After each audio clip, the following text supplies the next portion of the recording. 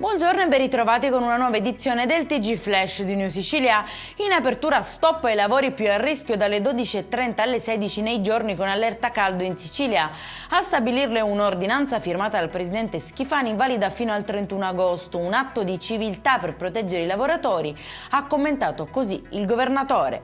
La procura di Catania ha impugnato l'assoluzione di un professore accusato di violenza sessuale su 8 studentesse.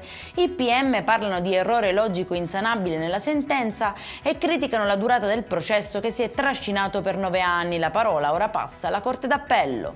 Maxi truffa a Palermo sul bonus facciato. Un imprenditore indagato per lavori avviati e mai completati su almeno 5 condomini dello Zen. La Guardia di Finanza ha sequestrato oltre 1,2 milioni di euro tra crediti fiscali fittizi e beni riconducibili all'azienda. Nuova terapia a Siracusa contro le dipendenze da droghe e gioco d'azzardo e la stimolazione magnetica transcranica ripetitiva. Attiva il CERT dell'ASP, utilizza impulsi magnetici sul cervello. Il servizio parte oggi nella giornata internazionale contro l'abuso e il traffico illecito di droga, un segnale forte dell'impegno sanitario nel proporre soluzioni terapeutiche innovative e integrate.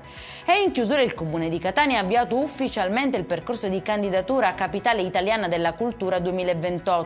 Un'opportunità di rilievo che mira a valorizzare il patrimonio culturale e il potenziale creativo della città attraverso una progettazione solida e strategica.